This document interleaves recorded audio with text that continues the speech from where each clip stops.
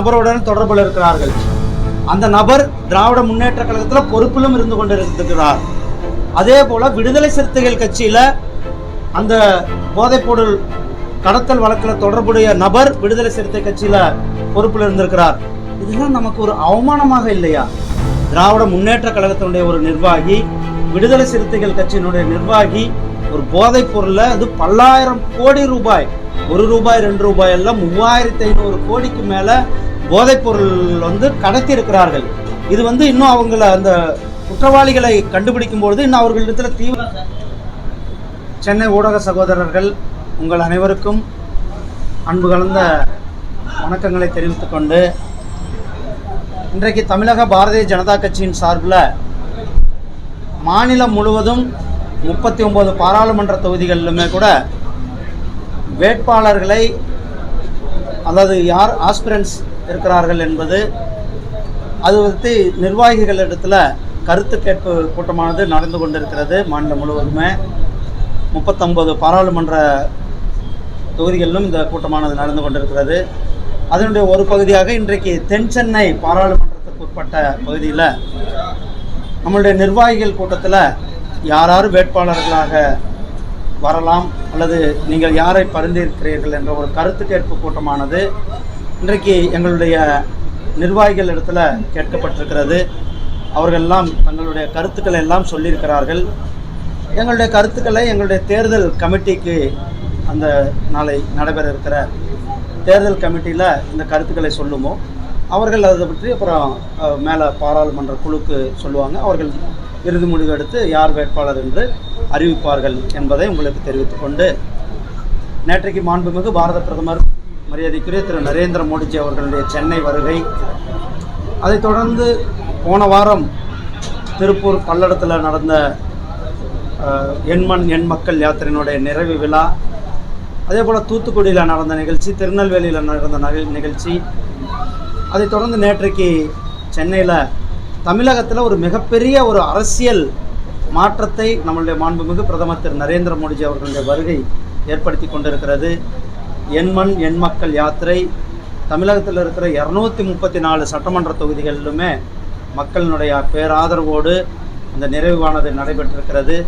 இது இன்றைக்கு தமிழக அரசியலில் ஒரு மிகப்பெரிய ஒரு தாக்கத்தை ஏற்படுத்தும்.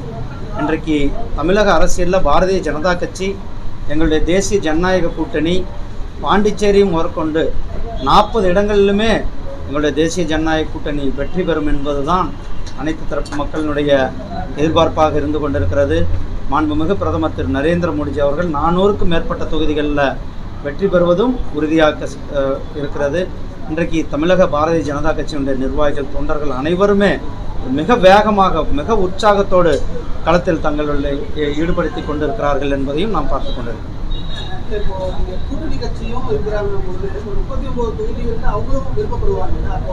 எங்கள் கூட்டணியில் எங்கள் கட்சியின் நிர்வாகிகள் என்ன கூட்டணி எங்கள் கட்சியினுடைய நிர்வாகிகள் சொல்லுவாங்க. அதை நம்ம கட்சியில் கூட்டணி குழுக்கள்கிட்ட இந்தந்த பாராளுமன்றம் கூட்டணி கேட்டிருக்கிறாங்க. அதை நாங்கள் அது சொல்லி அது கூட்டணி கட்சிகள் தலைவர்கள்ட்ட பேசும்போது அதை கலந்து பேசுவோம். அது எங்களுடைய தேர்தல் கமிட்டி கூட்டமானது இங்கே நடைபெறும். அதை தொடர்ந்து டெல்லிக்கு டெல்லியிலேருந்து எப்போ அழைக்க வருதோ அப்போ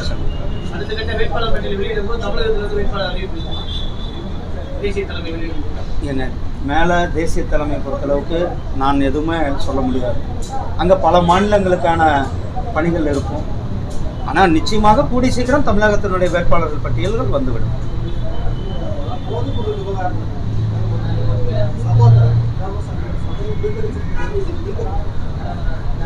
பாருங்க, போதை கலாச்சாரம் தமிழகத்தில் மூளை முடுக்கெல்லாம் ஊடுருவி போயிருக்கிறது.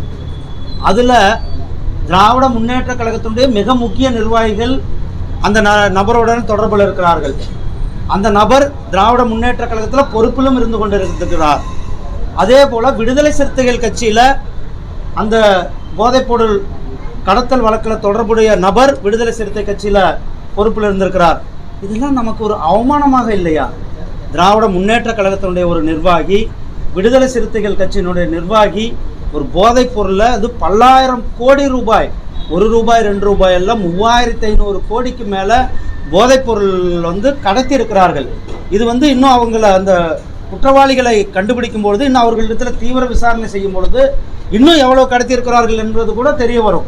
இல்லை போதைப் பொருள்கள் தான் கடத்தினார்களா, இல்லை தேச விரோத செயல்களில் ஈடுபட்டார்களா, ஆயுத கடத்தலில் ஈடுபட்டார்களா, இந்த தேசத்திற்கு எதிராக செயல்பட்டார்களா என்பதெல்லாம் இந்த திராவிட முன்னேற்ற கழகத்தினுடைய அந்த நீக்கப்பட்ட அந்த நிர்வாகியும், விடுதலை சிறுத்தைகள் கட்சியிலிருந்து நீக்கப்பட்ட அந்த நிர்வாகியும் பிடித்து விசாரிக்கும் பொழுது இந்த உண்மைகள் தெரிய வரும். அதுவும் அவர்கள் விசாரிக்கப்பட்டு இந்த பணப்பரிமாற்றம் அல்லது யாராருக்கு போயிருக்கிறது, அந்த பணப்பரிமாற்றம் அவர்களிடத்திலிருந்து வேறு யாராவது முக்கியமான நபர்களுக்கு போயிருக்கிறதா என்பதெல்லாம் குறிப்பாக அந்த என்சிபியினுடைய விசாரணையில் தான் இதெல்லாம் தெரிய வரும்.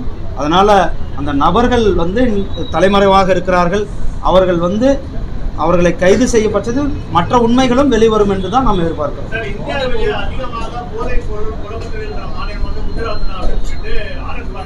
அங்க வந்து பிடிச்சிருக்கிறாங்க. இங்க வந்து தமிழ்நாட்டில இருந்து அந்த வழியை கடத்துறான்ல அந்த திமுகவை சேர்ந்த முன்னாள் நிர்வாகி, அதை வந்து அங்க கடத்தலை வந்து பிடிச்சிருக்கிறாங்க. குஜராத் அரசாங்கம், குஜராத்தில் இருக்கிற அவர்கள் விழிப்போடு இருந்து இந்த தமிழ்நாட்டில் இருக்கிற இந்த திராவிட முன்னேற்ற கழகத்தினுடைய முன்னாள் நிர்வாகி, விடுதலை சிறுத்தைகள் கட்சியினுடைய முன்னாள் நிர்வாகி கடத்துகின்ற பொருட்களை அங்கு பிடித்திருக்கிறார்கள். ஏங்க துறைமுகம் வந்து அந்த துறைமுகம், ஆனால் எங்க பிடிச்சிருக்கிறார்கள் அதுதான் நீங்க பார்க்கணும். அந்த அதிகாரிகள், அதே துறைமுகத்தில் இருக்கிற சுங்கத்துறை அதிகாரிகள், அதே துறைமுகத்தில் பணியாற்றுகிற ஊழியர்களுடைய உதவியோடு தான் அதை பிடிச்சிருக்கிறார்கள்.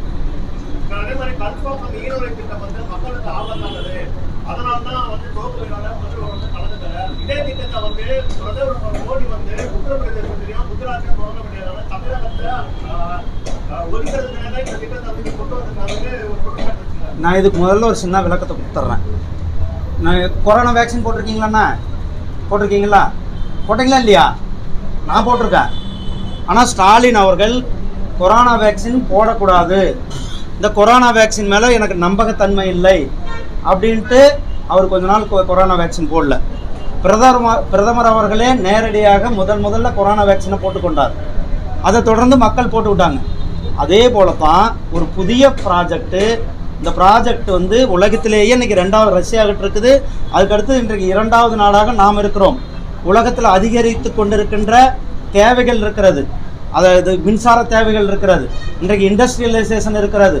இந்த மின்சார தேவைகளுக்கு ஒரு சிறந்த வழியாக ஒரு புதிய தொழில்நுட்பம், அதுவும் இந்திய தொழில்நுட்பம், ஆத்ம நிர்பர் பாரத்தினுடைய சுயபாரதத்தினுடைய இந்தியாவில் தயாரிக்கப்பட்ட தொழில்நுட்பத்தில் 500 மெகாவாட் மின்சாரம் இந்த நாட்டுக்கு கிடைத்திருக்கிறது.